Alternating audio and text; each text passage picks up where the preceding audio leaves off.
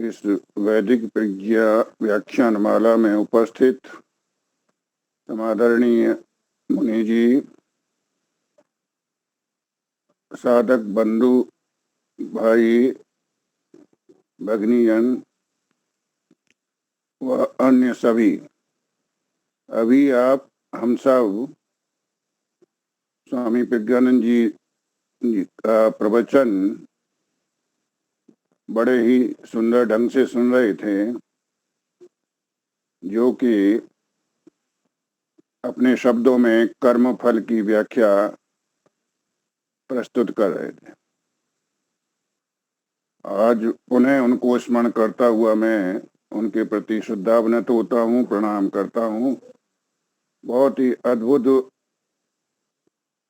विचारशील व्याख्यान देने वाले प्रज्ञानंद जी हमारे बीच में अब नहीं हैं, किंतु उनकी आवाज आज हमें सुनने को मिली, उनका प्रवचन सुनने को मिला।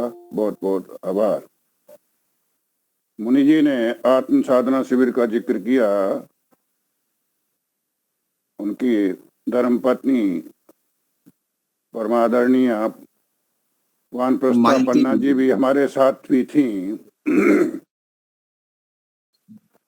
यह शिविर अपने लाकरोड़ा में दर्शन युग धाम के अंतर्गत 11 दिसंबर से लेकर के 31 दिसंबर तक चला।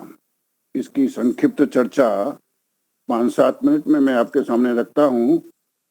उसके बाद महर्षि दयानंद की 200वीं जयंती के उपलक्ष्य में उनकी 5 परीक्षाओं के बारे में थोड़ी सी चर्चा समय के अनुसार आपके समक्ष प्रस्तुत करूंगा।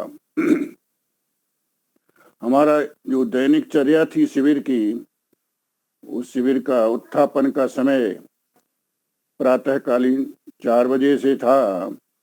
उस 4 बजे के अंतर्गत घंटी बज जाती थी और जागरण के मंत्रों के साथ में पाठ आचार्य प्रबुद्ध जी वहाँ पर हमें कराते थे। और 4 से लेकर के 5 बजे तक हम लोगों का शौच, दंत धावन, स्नान आदि के लिए समय निर्धारित था।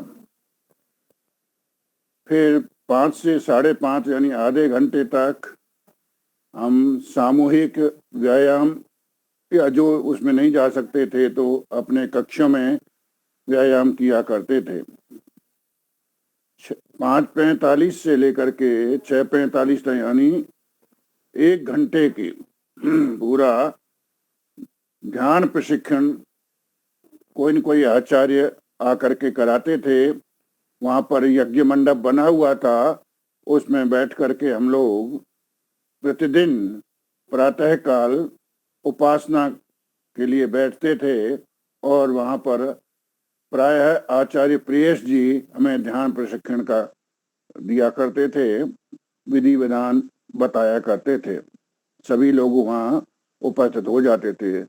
7 से लेकर 7:30 बजे तक यज्ञ, वेद पाठ और वेद स्वाध्याय का कार्य कोई न कोई आचार्य आकर के कराते रहे।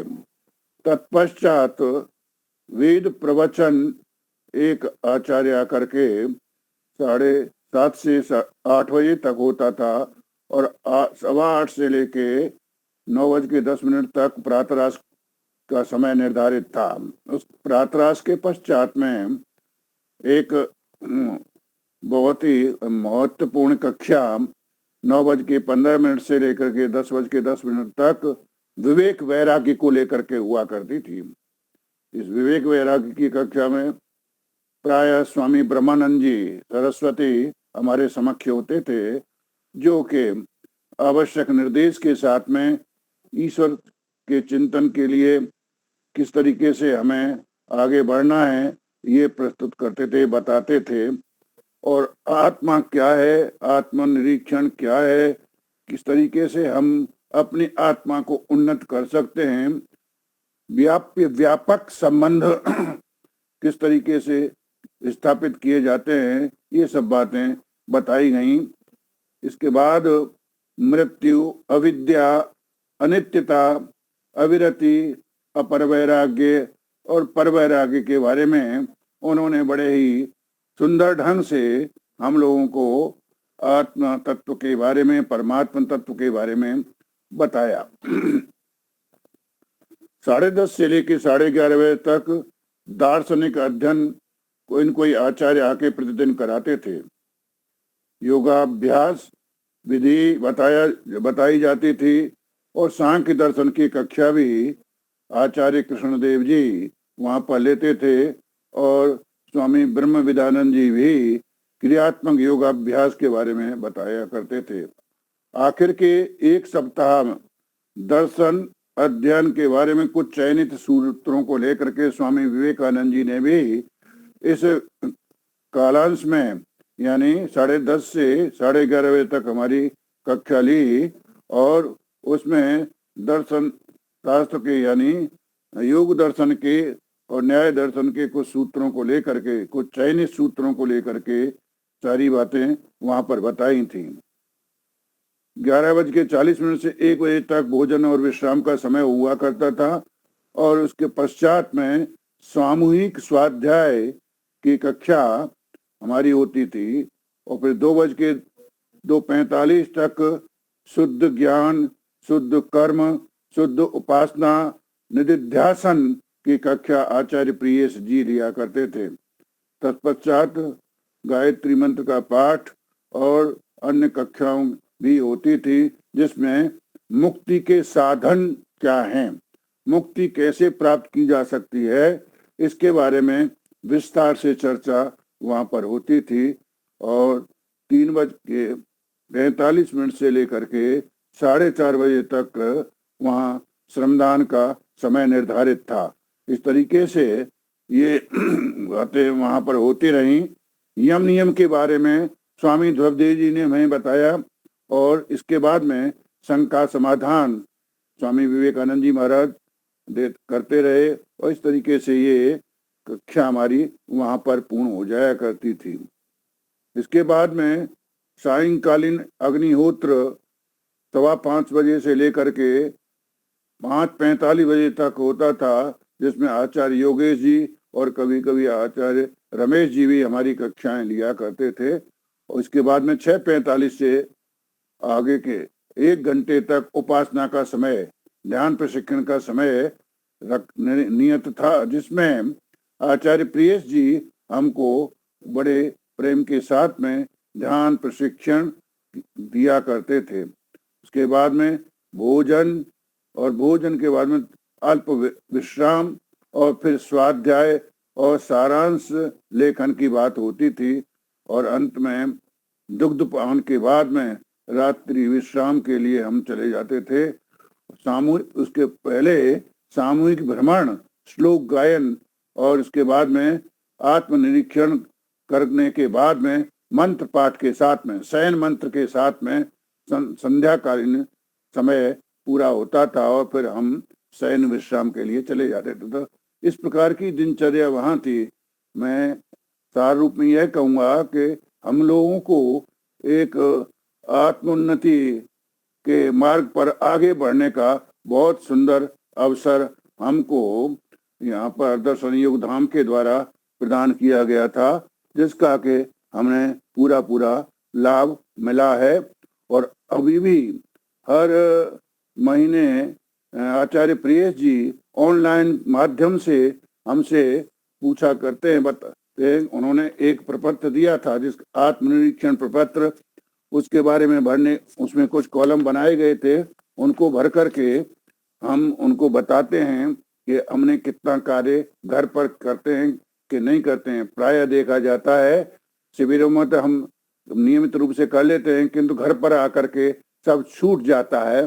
तो इस ओर उनका ध्यान है कि घर पर हम छोड़े नहीं बल्कि नियमित दिनचर्या हम उसी प्रकार से बनाए रखें।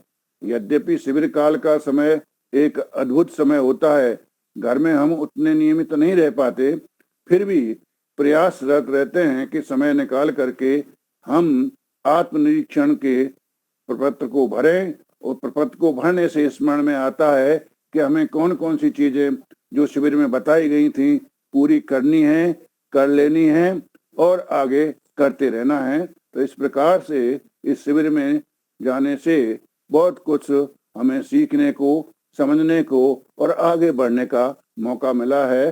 तो इस प्रकार से मैं उन शिविर में अध्यापन कार्य करने वाले जितने भी आचार्यगण हैं और हमारे स्वामी जी हैं, उन सब के प्रति मैं इस मंच के माध्यम से आभार व्यक्त करता हूँ, धन्यवाद ज्ञापित करता हूँ। अब थोड़ा 15-20 मिनट में महर्षि दयानंद स्वामी जी की 5 परीक्षाएं, इस बारे में थोड़ा सा बताना चाहता हूँ। महर्षि दयानंद सरस्वती सन 1855 ईस्वी में विद्या ग्रहण की दृष्टि से निकले अपने घर से और भ्रमण करते रहे। 1855 से लेकर के 1859 के मध्य स्वामी दयानंद जी का जीवन व्रत अज्ञात रही है और 1857 के प्रथम क्रांति के समय वे इतस्ततः भ्रमण करते हुए वो अपनी क्रांति के बारे में बिगुल बजाते रहे। सन 1859 में जो 36 वर्ष की अवस्था प्राप्त करने पर वो स्वामी विद्यानंद दंडी जी के कुटिया पर पहुंचे, पाठशाला में देखते ढूंढते फिरते हुए कि विद्याध्ययन की दृष्टि से वे वहां पहुंचे और लगभग 3.25 वर्ष तक वहां पर उन्होंने अपने विद्याध्ययन किया और अनेक प्रकार की परीक्षाएं गुरुजी ने ली। उन परीक्षा में वे हर परीक्षा पर वो सफल होते दिखाई दिए।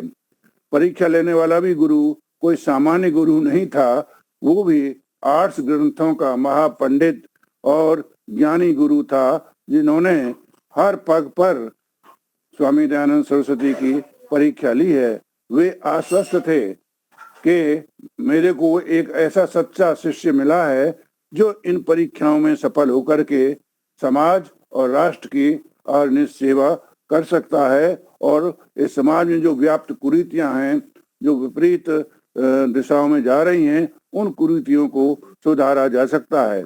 ईश्वर की प्रेरणा से शिष्य द्वार तक पहुंच गया था और वह गुरु के द्वार को खटखटा रहा था। तो गुरु ने कहा कि कौन? तो उत्तर मिला, गुरुजी मैं यही तो जानने आया हूँ कि मैं कौन हूँ। और गुरुजी ने द्वार खोल दिया। इस प्रकार से स्वामी दयानंद सरस्वती जी गुरु की कुटिया पर पहुंचे और स्वामी दयानंद ने 22 वर्ष की अवस्था में गृह त्याग किया था, जैसा हम सब जानते हैं। पूरे 13 वर्ष के बाद एक ऐसे गुरु के पास पहुंचे जो उन्होंने उनका जीवन ही पलट दिया और वे सच्चे ईश्वर की तलाश में पहुंचे थे। वो गुरु के पास पहुंच करके उन्होंने सच्चे गुरु की तलाश शुरू कर दी थी। योग्य शिष्य को सच्चे गुरु की तलाश थी और सच्चे गुरु को एक सुयोग्य शिष्य की चाहत थी। उसी चाहत को पूरा करने में वहां पर स्वामी दयानंद सरस्वती जी ने शिक्षा प्राप्त की और गुरु भी उस ऐसे शिष्य को पा करके धन्य हो गए। पहली परीक्षा उनकी ये थी कि जो अब तक उन्होंने जो अनार्स ग्रंथ इकट्ठे कर रखे थे और पढ़ रखे थे, उनके लिए गुरुजी ने कहा कि अब तक जो आपने पढ़ा है, पहले इन सब चीज पुस्तकों को यमुना में बहा दो और अब तक जो पढ़ा है उसे सब को भूल जाओ। तो ये बड़े कठिन निर्णय था गुरुजी का और स्वामी दयानंद सरस्वती जी के लिए भी छोड़ना भी बड़ा कठिन था। तो अनार्स ग्रंथों को गुरु की आज्ञा के अनुसार उन्होंने यमुना में, मथुरा में आकर के बहा दिया और प्रथम परीक्षा में गुरु को अनुभव हो गया कि 8 ग्रंथों की जो विरासत अब तक तपस्या पूर्वक उन्होंने तैयार की थी योगबल के द्वारा, उसको उनको एक उत्तराधिकारी शिष्य मिल चुका है। यही वह सत्पात्र है जो मेरी विद्या का, शिक्षा का उत्तराधिकारी बन सकता है, जो मेरे महान संस्कारों को पूर्ण कर सकता है। इस प्रकार स्वामी दयानंद की पहली परीक्षा हुई और उस परीक्षा में वे उत्तीर्ण हुए। गुरु कृपा के कक्ष में थोड़ी सी जगह बनाने में वे सफल हुए। दूसरी परीक्षा गुरुजी ने बुद्धि की परीक्षा ली, उनकी धारणा शक्ति को परखा। धारणा शक्ति उनमें कितनी है, इस बात को देखने के लिए गुरुजी ने दयानंद के द्वारा पूछने पर ब्रजानंद जी ने पाठ नहीं दोहराया और कहा एक सूत्र को वो भूल गए थे और कहा कि आपको वो सूत्र याद नहीं आ रहा है तो यमुना में जाकर के अपने प्राण त्याग देना, पर मेरे पास उसको बिना याद किए मत आना। इस प्रकार से गुरु ने उनको डांट फटकार करके अपने पास दोबारा से उनको वो सूत्र नहीं बताया कि मैं इसलिए नहीं बैठा हूं यहाँ के बार बार एक ही पाठ को दोहराऊं, आप याद करके आइए। इस प्रकार से अनुनय विनय करने लगे तो गुरु ने कहा कि दयानंद अनध्याय करना ये ठीक नहीं है, अब असावधानी से मेरे निर्माण में त्रुटि रह जाएगी। यही सोचकर उन्होंने बड़ी कठोरता पूर्वक, दयानंद हम तुम्हें बार बार पढ़ाने के लिए नहीं बैठे हैं, आप नहीं याद कर पाओगे तो मेरे पास मत आना। इस प्रकार से उनको डांट फटकार लगाई और गुरु विरजानंद जी उनको एक धधकती भट्टी में जैसे लोहे को तपा करके उज्जवल बनाया जाता है, उसी प्रकार से वे स्वामी दयानंद को भी तपा करके कुंदन बनाना चाहते थे, सोना बनाना चाहते थे। इस प्रकार से जो अजाद युक्ति वाला सूत्र था वो भूल गए थे। उन्होंने ध्यान लगाया, यमुना किनारे गए, ध्यान लगाने के पश्चात उनको अचानक जो पहले से लेकर आखिरी तक सूत्रों के पाठ किया तो वो सूत्र उनको याद हो गया और आ गया। उस सिद्धि को उन्होंने गुरुजी के पास आकर के दौड़े दौड़े आए और सुना दिया तो गुरु की प्रसन्नता का कोई पारावार नहीं रहा, अर्थात गुरुजी अति प्रसन्न हुए और उनको साधुवाद किया और 8 ग्रंथों के उन्होंने अपने मंत्र थे वो सब उन्होंने अपनी जिह्वा पर याद कर रखे थे। इस प्रकार से स्वामी दयानंद जी इस परीक्षा में भी सफल हुए और गुरु जी को बड़ी प्रसन्नता प्राप्त हुई। तीसरी परीक्षा उनकी यह थी कि गुरु की ताड़ना, गुरु की सेवा व गुरु की भक्ति, 3 बातें तीसरी परीक्षा में रखी गई। यह गुरु जी की तीसरी परीक्षा थी। बिना गुरु की सेवा शुश्रूषा के विद्या का प्रकटीकरण नहीं होता, इसलिए गुरु सेवा उसमें प्रथम रखी गई। एक बार की बात है कि कुटिया में झाड़ू लगा करके स्वामी दयानंद जी ने कूड़ा उसको वहीं छोड़ दिया, उठाया नहीं। अचानक गुरुजी प्रज्ञा चक्षु तो थे ही, वहां से निकले और उनको उस कूड़े के पैर अटक गए, यानी ठोकर लग गई। तो गुरु सहसा क्रोधित होकर के अपनी छड़ी से गुरु जी दयानंद जी को पीटने लगे, परंतु उसका कोई द्वेषात्मक प्रभाव दयानंद के मानस पट पर नहीं रहा। अपितु गुरु जी को दयानंद जी ने कहा, महाराज आपके डंडे के से मेरे शरीर में तो कोई फर्क नहीं पड़ा है, मेरा शरीर तो वज्र का बना हुआ है, पर आपने जो डंडा मारा है उससे आपके हाथ में चोट आ गई होगी या परेशानी हो गई होगी, चलिए मैं आपको सलाह देता हूँ। तो दयानंद ने शिष्य की कैसी मर्यादा स्थापित की ये यहाँ देखने को है। फिर भी वो क्रोधित न होकर के गुरुजी के प्रति बड़े ही आदर भाव से ये सब व्यक्त किए। तो अध्ययन अध्यापन में डांट और ताड़ना से शिष्य का निर्माण होता है। आजकल डांट और ताड़ना से परेशानी होती है और माता पिता दौड़ करके पाठशालाओं में पहुंच जाते हैं, किंतु उस समय ऐसा नहीं था। ताड़ना अमृतवत होती है और लालन करना उनके लिए लाड़ को तो विष बताया गया है, इसलिए उन्नति में बाधक होता है और लाड़ प्यार, इसलिए ताड़ना भी जरूरी होती है। गुरुजी ने ताड़ना के द्वारा भुजा पर एक चिन्ह रह गया था जिसकी स्वामी दयानंद गुरुजी का प्रसाद कह करके स्मरण किया करते थे। और गुरुजी की सेवा में एक नैन सुख जड़िया गुजराती ब्राह्मण था, वो रहा करता था। दंडी जी से कहा कि महाराज आपने डंडा तो मारा दयानंद के ये अच्छा नहीं किया इस तरीके से, वो भी सन्यासी है, ऐसे नहीं मानना चाहिए। गुरुजी को ऐसा कहा। तो इस प्रकार सन्यासी के साथ ताड़ना करना आपको उचित नहीं है। आपको गुरुजी को इस प्रकार नहीं कहना चाहिए, करना चाहिए। यदि वाग्मी है तो दयानंद भी वाक्पटु थे। उन्होंने को जड़िया को कहा, भाई ऐसा गुरुजी से आपने क्यों कहा, शिकायत की? ऐसा तो कुछ नहीं, मेरे तो शरीर पे कोई फर्क नहीं पड़ा। गुरुजी ने तो अपने प्रेम से मुझे सही रास्ते पर लाने के लिए ही ऐसा किया था। तो गुरुवर ने उन्हें कुल और काल जुआ कहा करते थे। इस प्रकार से दयानंद भविष्य में किसी प्रकार के ताड़ना न मिले, ये इसलिए जड़िया जी ने ऐसा कहा था।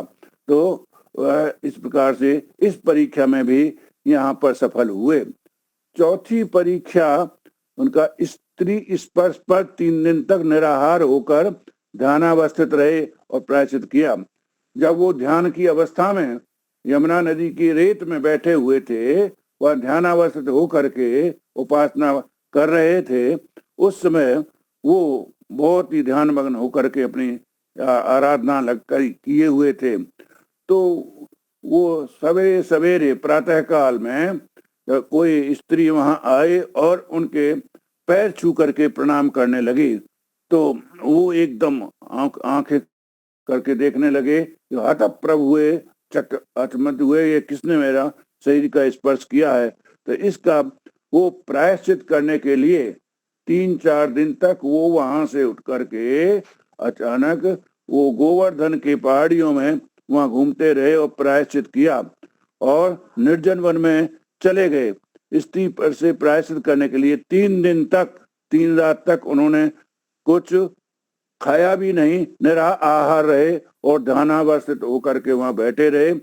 3 दिन बाद जब गुरुजी के पास आए तो उन्होंने सारी बातें बताई और गुरुजी को बड़ी प्रसन्नता हुई कि मेरा शिष्य सच्चा शिष्य है और इस तरीके से उन्होंने प्रायश्चित किया है, तो ये बहुत अच्छी बात है। यह तो एक अध्यात्म और श्रेय मार्ग का पथिक है, इसलिए ये ऊंची साधना करने में सक्षम है। गुरु को अपने शिष्य पर बहुत बड़ा गर्व हुआ, अभिमान हुआ और वे शिष्य दयानंद जी इस परीक्षा में भी सफल हुए। 5वीं और अंतिम परीक्षा गुरु दक्षिणा को लेकर है। गुरु दक्षिणा में स्वामी दयानंद जी का जीवन उन्होंने मांगा गुरु जी ने। तो वे जब वहां से विदा होने लगे कुटिया से, तो सब शिष्य लोग कुछ न कुछ ला करके गुरु जी की सेवा में भेंट कर रहे थे। तो उसी समय स्वामी दयानंद सरस्वती जी भी, उनके पास और तो कुछ नहीं था, लोगों से पूछ करके कहा भाई गुरु जी को क्या भेंट करना चाहिए। तो कुछ लौंग ले करके, कुछ थोड़ी सी लौंग ले करके वे गुरु जी की सेवा में उपस्थित हो गए। तो गुरु जी ने कहा कि भाई मुझे ये चीजें नहीं चाहिए। और गुरुजी अलग मुद्रा में थे, शिष्य से बहुत ही प्रसन्न थे और दयानंद सोचने लगे गुरुजी कभी दक्षिणा मांगते नहीं देखा, आज मुझसे ये कुछ दक्षिणा मांगना चाह रहे हैं, मुझे तो आपसे कुछ और ही चीज चाहिए। तो ये शांत भाव से उत्तर दिया, थोड़े से लौंग लेकर के आया हूँ गुरुजी। तो गुरुजी ने कहा क्या मेरी घोर तपस्या का यही पारिश्रमिक है, क्या मुझे यही लौंग मिलेगी? शिष्य ने बड़े सौम्य भाव से कहा गुरुजी अकिंचन के पास तो लौंग के सिवा और कुछ है नहीं, मैं क्या दे सकता हूँ आपको? जो तो आप मांगे, बताइए क्या चाहिए? गुरुदेव इस शरीर का एक एक कतरा आपके उपकारों का ऋणी है, आप जो कहेंगे मैं देने के लिए तत्पर हूँ। तो आप आज्ञा दीजिए, सेवक प्राण देने के लिए भी आपके सामने तैयार है। दयानंद तुम अपना सारा जीवन मान उपकार के लिए मुझे दो, तब तो मैं आपके ये गुरु दक्षिणा स्वीकार करता हूँ। आज संपूर्ण आर्यावर्त में जो अनार्स ग्रंथों का बोलबाला हो गया था, तुम्हें सर्वत्र आर्स ग्रंथों की स्थापना करनी है और आर्यावर्त में जो दुर्गति का कारण स्वार्थी लंपट मनुष्यों का बोलबाला हो गया है, उस को दूर करना है और समाज सुधार की ओर आगे बढ़ना है। भारत देश के जनमानस में प्राचीन ऋषियों के प्रति आस्था खो चुकी है। उस आस्था को फिर से स्थापित करना है। तपस्या और परमार्थ के बीज बोने हैं। वेद की लौ जगानी है। वेद को पुनर्स्थापित करना है। पुनः वैदिक धर्म की ध्वजा को लहराना है। गुरु के इस प्रकार से कहने पर स्वामी दयानंद सरस्वती जी बड़े हर्ष के साथ कहा, सिरोधार्य है गुरु जी, आपकी आज्ञा, जैसा आप कहेंगे कहा है मैं वैसा करके आपको दिखाऊंगा। गुरु चरणों में दंडवत होकर के मथुरा से स्वामी दयानंद सरस्वती जी ने आगरा की ओर प्रस्थान किया और वे 8 ग्रंथों की पुनः स्थापना के लिए कृण्वन्तो विश्वम आर्यम के नारे के साथ में अपने लक्ष्य की ओर उन्मुख होने लगे और उन्होंने वेदों की ओर लौटो कृण्वन्तो विश्वम आर्यम का यह नारा हमारे देश में ही नहीं सर्वत्र उन्होंने प्रभावित किया। इस तरीके से स्वामी दयानंद सरस्वती की ये 5 परीक्षाएं गुरुजी के सामने हुई और गुरुजी ने अपने आशीर्वाद के साथ में समाज के उत्कर्ष के लिए और वेदों के पुनः स्थापना के लिए इस प्रकार आशीर्वाद दिया। तो इसमें यहीं पर समय के साथ में अपनी वाणी को विराम देता हूँ। मुझे समय दिया आज मुनि जी ने, उनका बहुत बहुत धन्यवाद और आप सबने सुना इसका भी बहुत बहुत आभार। पुनः नमस्कार।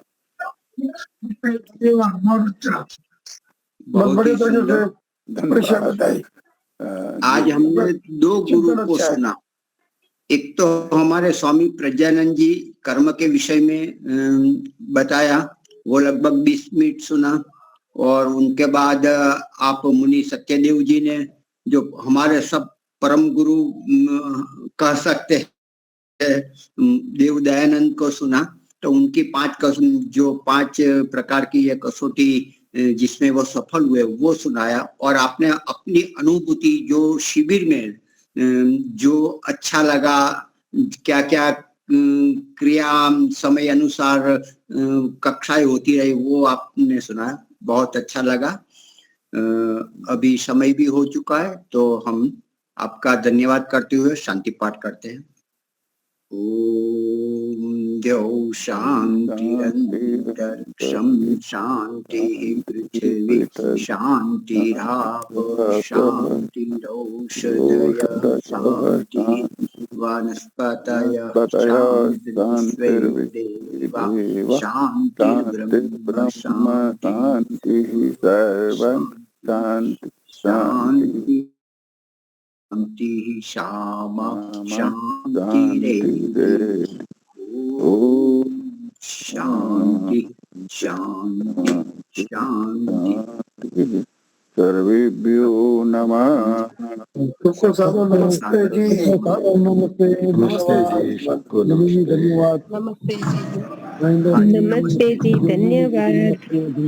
सोमवार को पुनः हम मिलते हैं। कोई वक्ता आचार्य दिनेश जी शायद आ सकते हैं, या तो और कोई भी आ सकता है, देखते हैं जी, मिलते हैं।